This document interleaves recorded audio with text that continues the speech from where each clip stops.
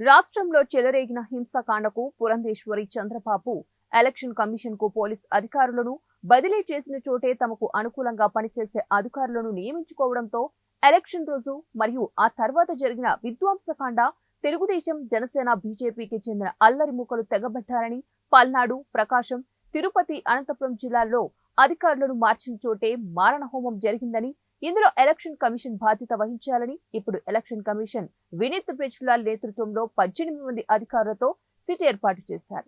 Report కూడా 2 రోజుల్లోనే ఇవ్వాలని ఎలక్షన్ కమిషన్ ఆదేశించడం జరిగిందని, జిల్లాలో ఎస్పీగా గరికపాటి బిందు మాధవ్ ను నియమించడం, ఈ అధికారి టీడీపీ ఎంపీగా పోటీ చేస్తున్న శ్రీకృష్ణ దేవరాయలకు సమీప బంధువు అని, అందువల్లే నర్సరావుపేట, మాచర్ల, గురజాల, కొత్త గణేష్ పాడులో టీడీపీ రౌడీమొకలు పెట్రోల్ బాంబులు, వేట కొడవళ్లు, ఇనుపరాళ్లు, రాళ్లతో వీరంగం చేశారని వైసీపీ సానుభూతి పరులు ఆ పార్టీ ఓటు వేసినట్లుగా భావించిన ఎస్సీ, ఎస్టీ, మైనార్టీలు, బీసీలపై యథేచ్ఛగా దాడులకు తెగబడ్డారని, ఇదంతా జరుగుతున్న జిల్లా ఎస్పీ, డీఎస్పీ, సీఐ చోద్యం చూశారని అన్నారు. తాడిపత్రిలో ఎమ్మెల్యే పెద్దారెడ్డి ఇంటిపై పోలీసులు దాడి చేసి ఎమ్మెల్యే లేని సమయంలో ఇంట్లోకి చొరబడి సీసీ కెమెరాలు, ఫర్నిచర్, కంప్యూటర్స్ విధ్వంసం చేశారని, ఇటువంటి పనులు చేసిన అల్లరి మూకలపైన పోలీస్ అధికారులపైన కఠినమైన చర్యలు తీసుకోవాలని కోరారు. నమస్కారం.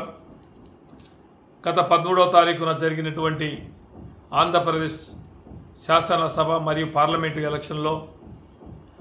ఎలక్షన్ తర్వాత జరిగినటువంటి సంఘటనలు చాలా బాధాకరమైన విషయం. ఎందుకంటే ఎలక్షన్ కమిషన్ గారు వాళ్ళు కూడా పురంధేశ్వరి బీజేపీ మన అధ్యక్షురాలు, రాష్ట్ర అధ్యక్షురాలు పురంధేశ్వరి గారు అయితేనేమి, చంద్రబాబు గారి డైరెక్షన్లో చాలామంది పోలీస్ ఆఫీసర్లను, కలెక్టర్లను మార్చడం జరిగింది. ఎక్కడైతే మార్చారో అక్కడే విధ్వంసకాండ జరగడం కూడా జరిగింది.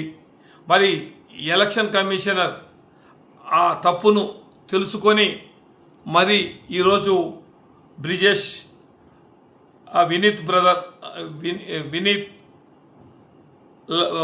బ్రిజ్లాల్ అనే ఒక ఐఏఎస్ సీనియర్ ఆఫీసర్ను మరి వారికి సంబంధించి 18 మంది అధికారులను సిట్ ఏర్పాటు చేయడం జరిగింది.